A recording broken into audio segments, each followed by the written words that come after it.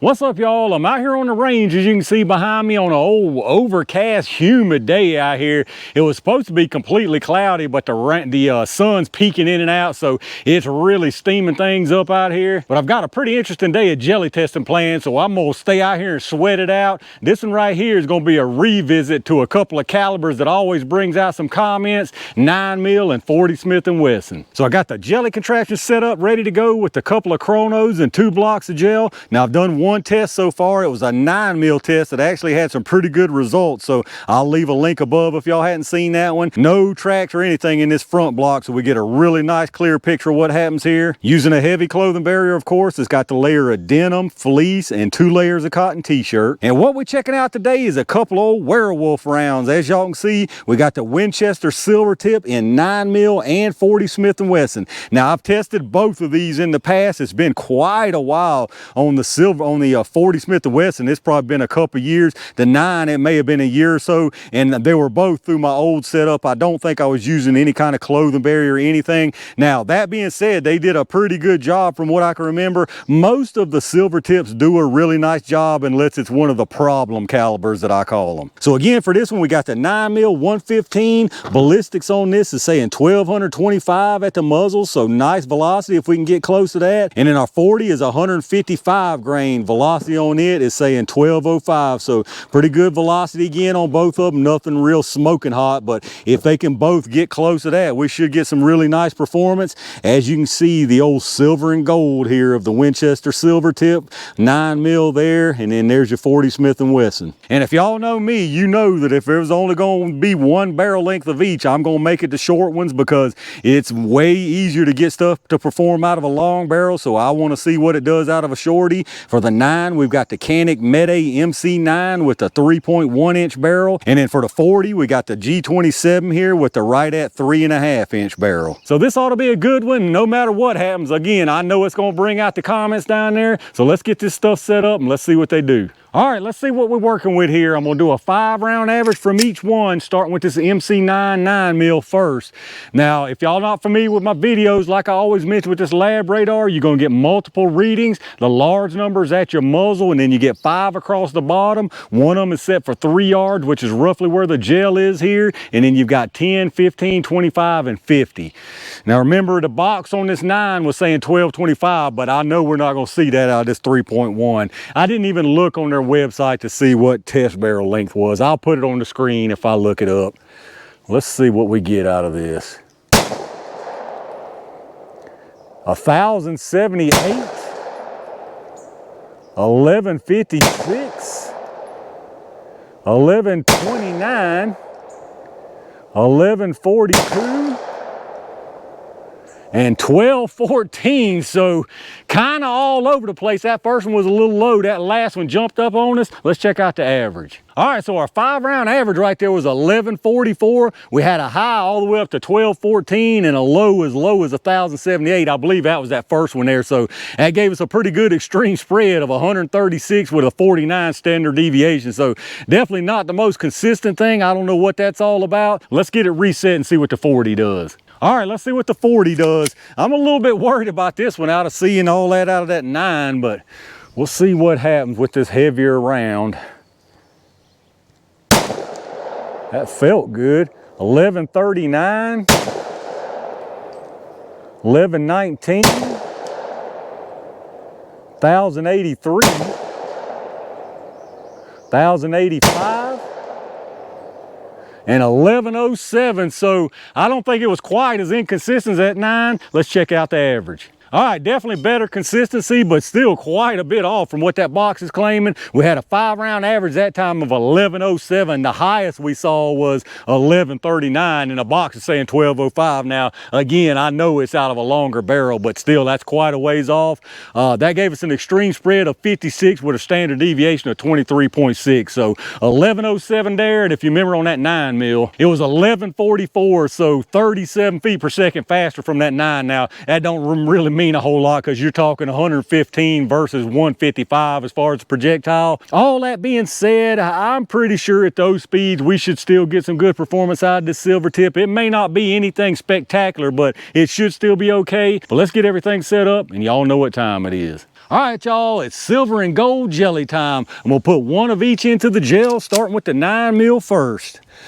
Hopefully this velocity is enough to overcome the cloth and get these things to act right. All right, that should have been a good one right there. Let me go see what I got.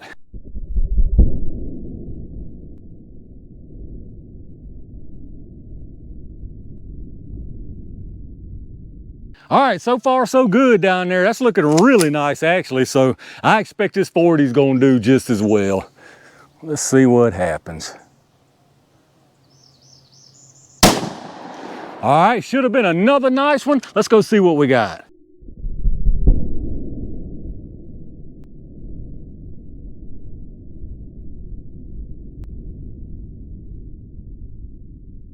All right, let's check these things out down here. I'm really liking what I'm seeing from both of these. Up on the top here, that was the first one. That's the 9mm. Comes in here, as you can see, no doubt, immediate expansion all the way through this first block and probably a 1/4 of an inch shy of the end of this 16-inch block, and a little bit of rebound and some really nice expansion on it, even with the cloth and a little bit lower speed and everything. And then down below it with that 40, more of the same. Basically, again, really nice disruption here. You can tell it was immediate expansion, carries again all the way through this first block. This one goes into the second block probably about 3 inches, and once again some really nice expansion on it. So as far as your penetration, this 9mm here, it's exactly 15 3/4 inches, so absolutely fantastic penetration there. And then on the 40, you're at exactly 19 inches. So again, both of these I think have done a fantastic job. And here's your close-up. Again, very, very nice disruption from both of these. As you can see, that 40 down on the bottom, you can see the difference there. It's like it's more disruption out further with that 40, but both of them look really, really nice. There's the 9mm, nice expansion.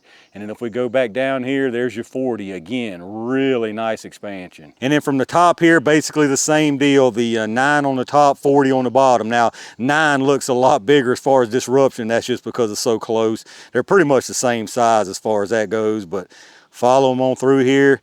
There's your 9 with the expansion, and then down below on the bottom, there's your 40. All right, let's check out these projectiles. More really nice looking performance right here. So this one right here is the 9mm, this one's the 40. Now obviously you can tell the size difference because they started at different sizes, but both of them really, really nice expansion. Now that being said, you can just tell how deep that cavity still is. They had more to give, there's no doubt about it. So my probably only complaint that I can tell so far with these is that they need to be spiced up some more. I know this is a shorter barrel than what those velocities are claimed from, but this right here shows you that they really can spice these things up big time and still get really, really nice performance. But let's get some measurements on them and see what we got. As far as weight, the 9 started at 115 and it's at 115.4, so absolutely nothing lost there. You can't see anything in the gel.